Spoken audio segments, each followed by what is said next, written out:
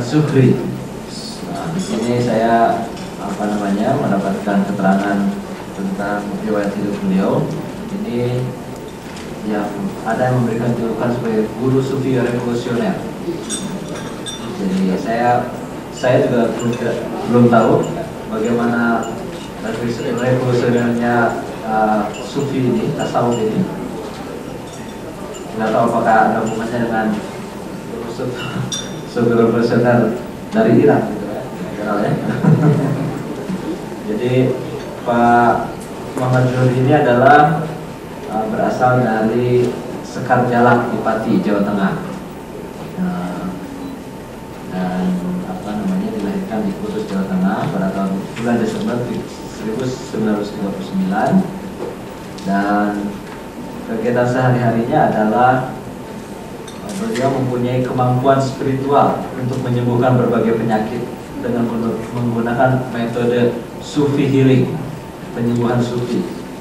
Selama 20 tahun terakhir, beliau banyak menyembuhkan pasien yang datang dari berbagai daerah. Bahkan beberapa pasien dapat sembuh hanya dengan menuruti petunjuk yang diberikan olehnya melalui surat menyurat tanpa tatap muka. Kanker, leukemia, lumpuh, impotensi, dan berbagai macam jenis penyakit telah dapat disembuhkannya. Mulai tahun 1996, Pak Muhammad Zuhri juga telah menerima pasien penderita HIV ya, atau AIDS untuk dirawat, bekerja sama dengan Yayasan Bazah dalam dunia. Beliau juga ini adalah muridnya dari Kiai Habib dari Pasuruan, seorang wali ya, dianggap wali. Dan Pak Zuhri sekarang juga mempunyai pesantren atau halakah forum diskusi tasawuf yang diberi nama Pesantren Budaya Barzah. Sebenarnya masih banyak yang bisa disampaikan dalam riwayat hidup ini, tapi saya sampaikan pokok-pokoknya saja. Dan saya kira juga Bapak-Bapak Ibu sekalian sudah ingin mendengar bagaimana tentang Sufi healing antara teori dan praktek. Nah, jadi dari perspektif kedokteran dan sekarang perspektif dari Sufi. Kami persilakan pada Bapak Muhammad Zuhri. Maaf, ini jadi kita karena keterbatasan waktu, kita memberikan waktu sebanyak setengah jam. Assalamualaikum warahmatullahi wabarakatuh. Bismillah wa billah wa minallah wa bisabilillah wa la hawla wa la quwwata illa billah. Alhamdulillah wassalatu wassalamu ala man la nabiyya ba'da. Amma ba'd. Pimpinan Bapak Profesor dan Pak Tela, saya hormati serta para pengunjung, para hadirin yang saya muliakan. Alhamdulillah dalam jumpa wajah malam ini mudah-mudahan membawa rahmat dan berkah Rasulullah. Sebelumnya saya mengutarakan tentang Sufi healing. Ada sesuatu yang mesti harus dijelaskan lebih dulu, apa Sufi itu. Sufi adalah orangnya tasawuf. Apakah tasawuf itu sementara ini hanya diterima di dalam kebanyakan orang yang sebagai sesuatu ilmu yang bersifat verbal, pengetahuan verbal, kenyataannya belum pernah lihat. Kalau psikiater kenyataannya sudah lihat, dokter sudah lihat sepenuh hari kalau kita ke rumah sakit. Tetapi mengenai tasawuf kita hanya bisa mendengar melalui kata-kata yang ada di dalam buku atau referensi tasawuf. Persepsi yang demikian yang datang dari pengetahuan verbal tidak akurat karena belum pernah tahu kenyataan. Tasawuf sebagai sesuatu yang kita pelajari, yang kita dengar, yang kita baca dari buku-buku dan referensi tasawuf bukanlah sesuatu yang mati, sebagaimana kedokteran adalah sesuatu yang mati. Sedang yang kita baca adalah 1000 tahun, 500 tahun yang terlalu, yang sekarang sudah berubah. Andai kata seorang anak, andai kata sebuah pohon itu sudah menjadi besar. Andai ada sesuatu yang ada di muka bumi itu kecuali ditarik Tuhan ke atas berkembang, berevolusi hingga mendekati kebenaran. Hal itu sesuai dengan naluri Allah atau tradisi Allah dalam melayani ciptaan. Ma min dabbatin illa wa akhirun binasyatiha. Tidak ada yang merayap di atas bumi kecuali Allah menarik bulu-bulu, ditarik tumbuh-tumbuh. Sedang yang kita ketahui hanya sekadar apa yang ada dalam referensi atau dalam buku-buku. Kemudian apa wujud tasawuf sekarang? Kemudian perorangannya apa wujud sufi sekarang? Kemudian sampai pada topiknya apa wujud healing, suatu sufi healing, penyembuhan model sufi. Tentunya tidak bisa kita bayangkan dengan apa yang pernah kita dengar dan kita baca di dalam referensi. Dan kemudian healing bagi sufi sendiri merupakan sesuatu tidak sebagaimana healing di dalam kedokteran. Healing di dalam sufi bukanlah tujuan. Healing di dalam sufi bukanlah suatu teori, bukan suatu perangkat, objek yang harus dipelajari, yang kemudian objek tersebut bisa menjadi sarana penyembuhan. Penyembuhan di dalam sufi hanya sebuah tindakan, aktualisasi diri atau manifestasi diri di dalam memenuhi panggilan Tuhan untuk melaksanakan rahmatan lil alamin. Jadi sufi tidak harus menyembuhkan jika orang sehat, karena tidak ada panggilan menyembuhkan sesuatu. Dan sufi tidak kehilangan pekerjaan ketika orang sehat, karena banyak pekerjaan yang lain, karena banyak ibadah yang lain. Rahmatan lil alamin, apakah berdakwah, apa segala macam ibadah yang lain. Ini jika pengobatan berorientasi pada materi yang akan dijadikan obat, sufi berorientasi pada menggarap diri supaya dia bisa menyalurkan power healing dari Asy-Syafi yang maha penyembuh. Jadi orientasinya bukan pada materi, orientasinya menggarap diri agar Allah berkenan. Dia menjadi channel, menjadi saluran dari daya penyembuh, jadi syifa dari Asy-Syafi, dari yang maha menyembuhkan. Maka masalahnya tidak sesederhana eksperimen terhadap benda-benda atau berlatih dengan pernapasan, tenaga dalam, atau dengan membakar kemenyan. Tidak, melainkan masalahnya hasil dari suatu pengabdian yang panjang terus menerus kepada Rabbul Alamin dengan rasa tunduk ikhlas, hingga Allah berkenan menurunkan fasilitasnya atau memberikan sebab terhadap orang tersebut di dalam melayani umat, di dalam mengambil alih kemanajeran di muka bumi. Di dalam hal ini adalah bidang penyembuhan. Maka saya akan mengklasifikasikan kausalitas sebagaimana yang ada. Kausalitas tidak ada sesuatu tindak penyembuhan tanpa mengetahui sebab penyakit dan juga sarana yang menyebabkan kesembuhan. Di sini adalah dalam makalah, mungkin bapak-bapak dan ibu-ibu sudah ada. Kausalitas yang kita ketahui itu ada dua. Lurus dengan apa yang diinformasikan oleh Allah Subhanahu wa taala. Wa min kulli syai'in khalaqna zawjayn. Dan dari setiap sesuatu kami ciptakan sejodoh. Maka kausalitas pun ada dua. Satu, kausalitas supranatural. Dua, kausalitas natural. Pada kausalitas supranatural inilah orientasi sufi. Adapun kausalitas natural itu terbagi menjadi dua, yaitu kausalitas magis dan kausalitas logis. Kausalitas magis ini dikaruniakan atau diberikan oleh Allah melewati para magician, para tukang sihir, paranormal, dukun dan sebagainya, pemuja-pemuja. Sedang kausalitas logis diberikan kepada para ahli sains, kedokteran, ilmu kedokteran. Kausalitas logis pun terbagi menjadi dua, yang satu bersifat horizontal, sebab fisik melahirkan akibat fisik, dan sebab mental melahirkan, yang vertikal sebab mental melahirkan penyakit fisik, atau sebab fisik melahirkan penyakit mental. Itu yang dalam dunia itu vertikal, yang tadi oleh Bapak Profesor sudah diutarakan.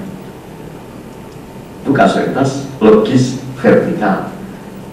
Dari sebab psikis mengakibatkan penyakit fisik, atau sebaliknya itu vertikal. Dari sebab fisik melahirkan akibat fisik, itu adalah yang horizontal. Kewajiban saya di sini adalah bagaimana kita mengutarakan atau memahami keberadaan kausalitas supranatural di dalam dimensi kehidupan kita ini.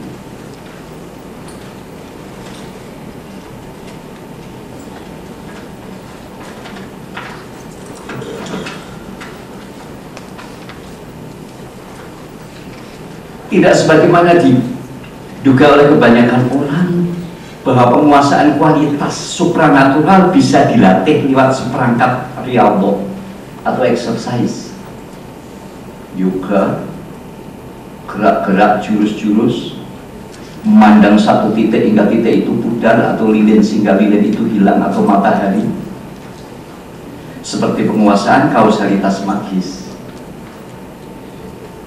atau dengan sebuah teori lewat eksperimen pada objek natif, seperti penguasaan kausalitas logis. Karena fasilitas tersebut merupakan karunia ilahi kepada hambanya yang telah jauh menempuh proses pengabdian dengan segala resiko eksistensial. Proses pengabdian kepada yang maha sempurna, yang memiliki nilai ganda baik keluar maupun ke dalam, yang mengisyaratkan telah berlangsungnya transformasi kesadaran lewat momen-momen transendensi dan imanensi selama dalam proses. Tawanan Allah kepada umat, tawanan itu melewati Rasul dalam hadis qudsi. Inilah yang menggelitik manusia untuk mengetahui mekanisme yang lain, bukan mekanisme yang kita bisa pelajari dari materi-materi dan dari gerak-gerak alami, tapi mekanisme yang diinformasikan Allah melewati hadis qudsi pada Rasulullah SAW, dan Rasulullah SAW dilimpahkan kepada kita, menggelitik para asyik, sang asyik, untuk sampai pada mekanisme tersebut.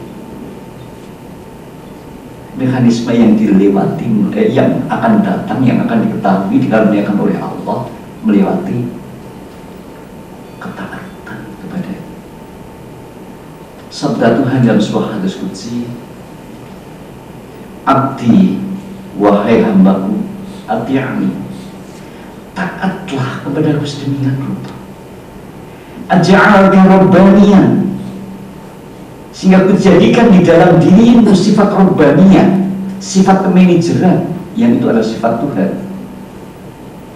Taqulu li syai'in kun fayakun, bila kau mengucapkan sesuatu jadi, maka jadi. Informasi inilah yang menggelitik para hamba Allah untuk masuk di dalam suatu lorong-lorong spiritual yang kebetulan sarana teknisnya, metodologinya, informasinya diberikan oleh Rasulullah SAW lewat Quranul Karim dan hadis-hadis qudsi.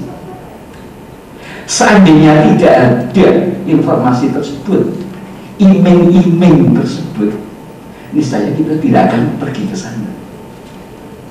Karena ada rangsangan informasi itu selalu ingin menempuh bagaimana adanya mekanisme yang lain, bagaimana ada kausalitas yang disebut supranatural. Jadi dia dalam pengabdian kepada Allah, ketaatan di mana diserukan ati'ani, taatlah kepadaku. Suatu ketaatan yang panjang dan ikhlas dan hanya untuk mencapai ridho Allah. Di dalamnya mengalami transformasi kesadaran lewat jangkauan-jangkauan ke atas, lewat makomat-makomat, lewat transendensi, sehingga Allah berkenan menurunkan fasilitasnya, imanen di dalam dirinya, menurunkan hal kepada orang tersebut, di mana hal tersebut tidak bisa dicapai tanpa mencapai makom-makom lebih dahulu. Makom untuk mencapai makom hak kita, tentu untuk menciptakan hal di dalam diri adalah hak Allah. Istilah sekarang, transendensi adalah upaya kita, imanensi adalah karunia Tuhan. Nah, untuk itu maka saya tidak akan memberikan obat-obat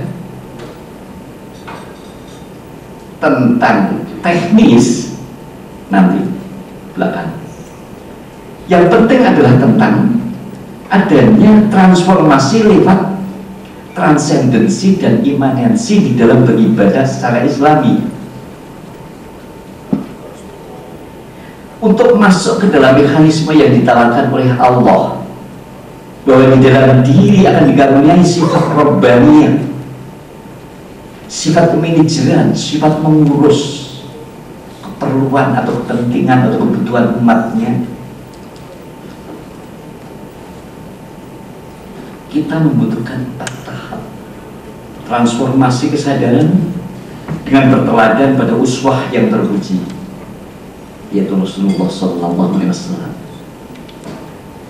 2 tahap yang pertama bersifat eksistensial dan 2 tahap berikutnya bersifat esensial. Tahap pertama pada transformasi tersebut adalah untuk mencapai kesadaran jagat raya. Kesadaran diri kita itu cuma yang disebut diri adalah antara topi dan sepatu, antara peci, antara jilbab dan sandal. Bagaimana kesadaran diri kecil ini bisa mencapai suatu kesadaran bahwa aku itulah semua yang ada. Kesadaran jagat raya ini harus dimiliki terlebih dahulu supaya kita mendapatkan hak untuk berada di tengah semesta. Kita tidak akan mendapatkan hak untuk hidup di tengah semesta sebelum memiliki kesadaran jagat raya. Untuk itu kita perlu mengenakan jubah kebesaran yang dikenakan oleh setiap warga alam. Jubah kebesaran itu berupa sifat ikhlas menjadi dirinya sendiri, dengan segala muatan atau kadar dan beban yang telah ditentukan. Tidak ada sesuatu muatan diberikan di dalam suatu makhluk tanpa menanggung beban. Kalau muatannya besar, bebannya besar. Kita sudah mengetahui itu tentang hak dan kewajiban. Sebagaimana itu pula di dalam diri ada potensi-potensi, ada karakter, ada kemungkinan. Dan sebesar apa pemberian Allah, yaitu hak yang namanya kadar itu tadi, sebesar itu pula beban kita. Kalau kita tidak suka mengenakan jubah yang dikenakan oleh warga alam, setiap warga alam yang ada sifat ikhlas menjadi dirinya sendiri dengan segala muatan dan beban, niscaya kita akan sengsara hidup di tengah alam. Kalau kita tidak berlatih, seorang pemain sepak bola atau bulu tangkis yang hidup di negara tropis tidak mengadakan latihan di negara yang bersalju, beradaptasi sesuai dengan alam di mana dia harus main, dia akan kram di sana, dia akan menderita. Juga orang dari negara yang bersalju, kalau main di tropis, dia harus datang ke sana untuk mengadakan adaptasi. Kita berada di tengah alam, kita harus adaptasi dengan alam. Adaptasi itu mengenakan jubah alam yang bersifat ikhlas menjadi dirinya sendiri. Maka untuk itu langkah pertama adalah mencari hingga menemukan identitas diri. Bagaimana ikhlas menjadi diri kalau kita tidak tahu diri kita? Maka kita harus mencari hingga menemukan identitas diri kita yang paling final. Kita cari, kita Jawa, kita Madura, kita Indonesia, kita Cina, kita Belanda. Kok tidak final? Kok bikin kita bentrok atau pecah? Berbeda dengan yang lain. Yang paling final bila kita menemukan identitas diri sebagai hamba Allah atau abdillah. Tidak peduli Cina, tidak peduli Jawa, Amerika, berkulit hitam, berkulit.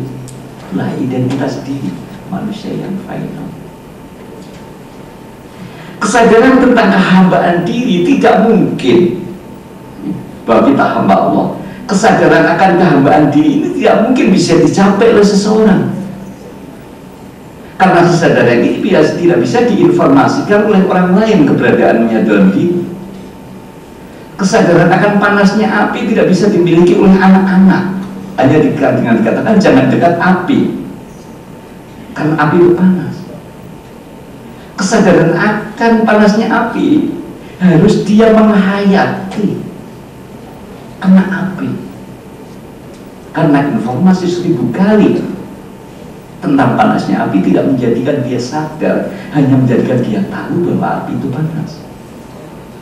Kesadaran inilah yang harus diupayakan di dalam diri melewati penghayatan yang dinamakan sholat. Tidak mungkin kesadaran kehambaan diri dimiliki tanpa suatu penghayatan. Dan penghayatan apa yang membuat kita sadar bahwa kita adalah hamba? Penghayatan itu adalah sholat. Ditawarkan oleh Islam sebagai sholat, di mana 17 kali minimal kita baca iya karena butuh padamu ya Allah kami mengabdi. Dan tidak hanya itu, nuansanya wa iya karena selain padamu lah kami mohon pertolongan. Dan tidak sekedar itu, ihdinas siratal mustaqim, tunjukkanlah saya jalan yang lurus. Karena waktu besok pagi adalah hutan belantara yang tidak ada petanya. Kalau ada peta kemarin, persepsi tidak bisa menembus waktu nanti. Persepsi adalah pengetahuan tentang masa lampau. Masa nanti tidak bisa diukur dengan masa lampau. Ihdinas siratal mustaqim, tunjukkanlah kami jalan yang lurus. Jalan sebagaimana mereka yang memberi kenikmatan, bukan seperti mereka yang kau murkai, dan seperti mereka yang tersesat. Sholat merupakan suatu tindakan untuk menemukan diri sebagai hamba Allah, akan menghasilkan sesuatu di dalam diri, sifat ikhlas menjadi hamba Allah. Ikhlas dengan segala apa yang diperintahkan, segala yang dilarangkan, ikhlas dengan segala fasilitas yang diberikan oleh Allah, dan ikhlas terhadap perilaku Allah yang ditujukan kepada diri kita, gagal, sakit, dan sebagainya. Setelah sikap ikhlas terkondisi di dalam diri, apa hasilnya? Persaksian kita tentang kenyataan akan sama dengan persaksian setiap warga alam yang lain tentang kenyataan. Kita tidak akan bertubrukan dengan kodrat alam, dengan sifat-sifat yang dia memiliki persaksian yang otentik.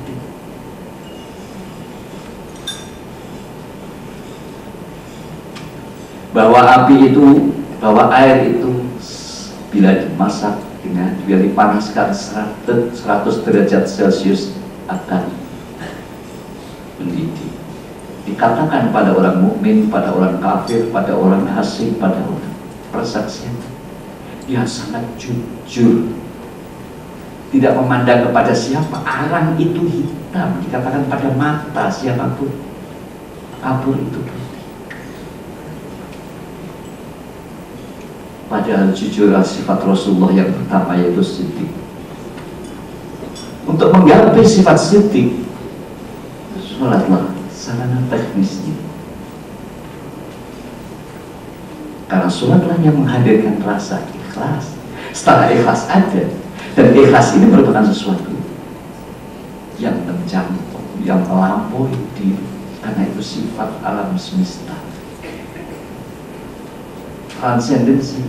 Tiba-tiba kita mendapatkan sifat jujur.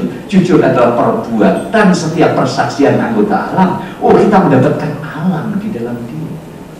Dengan ikhlas kita menemukan diri di tengah semesta, dan dengan jujur kita menemukan semesta alam di dalam diri. Kesadaran jagat raya telah dimiliki melewati tindakan sholat. Sholat yang kita lakukan tidak hanya plong hasilnya, atau was-was kalau belum melakukan, kalau sudah melakukan plong tidak ada kewajiban. Bukan itu. Tapi adalah kesadaran jagat raya. Sisi eksistensial yang pertama. Sisi eksistensial yang kedua adalah tahap transformasi untuk menggapai kesadaran umat, supaya kita mendapatkan hak di tengah umat sebagai warganya. Untuk menolak itu kita perlu mengatakan kebaktian sosial yang disebut di dalam Islam sebagai albir, dengan menunaikan zakat, infak, sedekah dan sebagainya. Padahal yang disebut albir atau kebaktian sosial barulah sah bila memberikan sesuatu itu dari miliknya yang bernilai, bukan sisa atau pakaian bekas atau sisa makanan. Karena sabda Allah lan tanalu birra hatta tunfiqu mimma tuhibbun. Tidak disebut kebaktian albir sebelum menginfakkan dari apa yang masih dalam kadar dicintai. Pengamalannya akan mengangkat nilai keberadaan kita di tengah lingkungan umat, dan puncaknya adalah tumbuhnya kesadaran bahwa semua milik yang ada hanyalah titipan Allah atau amanat kita. Tiba-tiba ibadah yang kedua dalam Islam merupakan menumbuhkan sifat Rasul yang kedua. Itu yang eksistensial, yang esensial.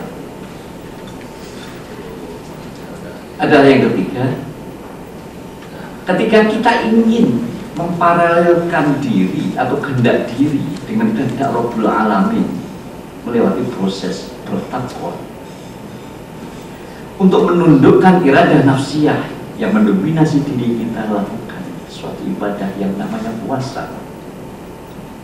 Dampaknya bagi kita adalah bahwa kita akan mendapatkan potensi ekstra dari Rabbul Alamin sebagai supporting power yang mampu menguatkan terobosan atau makroja buat semua stagnasi.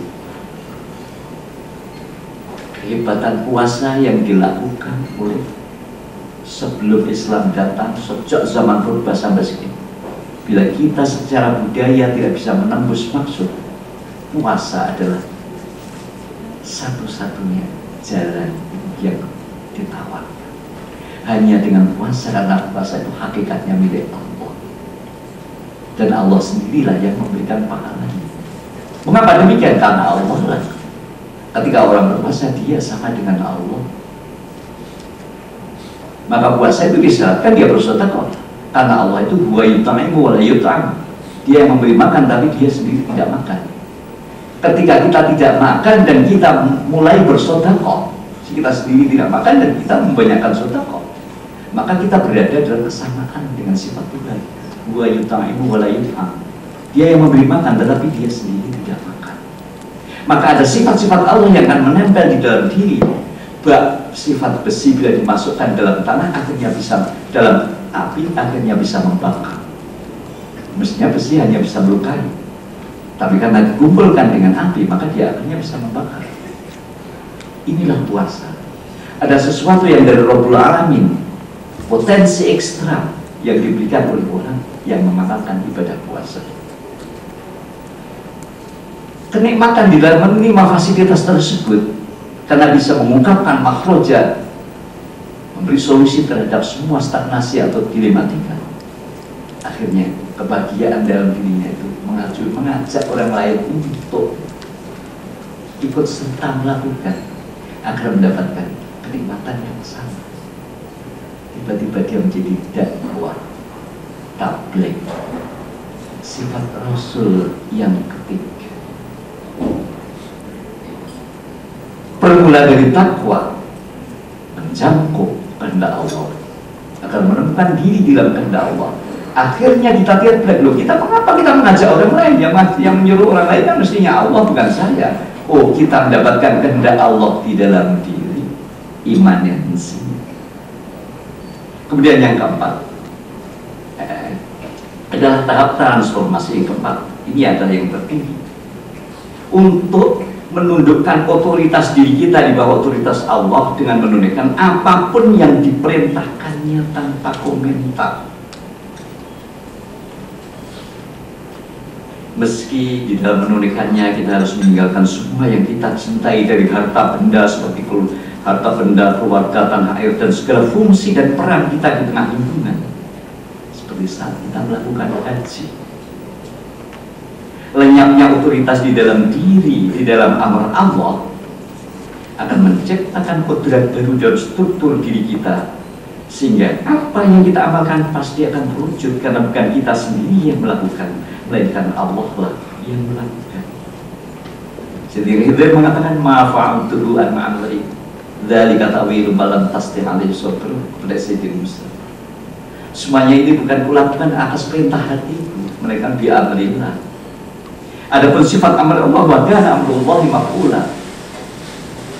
Amar Tuhan itu pasti berlaku. Wa kana amrullahi qadara maqdura, pasti terwujud dalam kenyataan. Ini amar. Lenyapnya amar individu, otoritas individu di dalam amar Allah adalah ketika dia otoritas Tuhan berada, kuasa Tuhan, kodrat Tuhan berada, kita temukan di dalam diri. Maka Rasulullah ketika mencanangkan dalam perang Badar dan perang sebagainya, dia mengatakan Romaita walakinnallaha, bukan kamulah yang memukul orang-orang kafir ketika kamu memukulnya, melainkan Allah lah yang memukul. Otoritas Allah kita temukan di dalam diri. Bukan kamu yang memukul ketika kamu memukul, bukan kamu yang membunuh, bukan kamu yang menyembuhkan ketika kamu menyembuhkan, melainkan Allah lah yang memukul.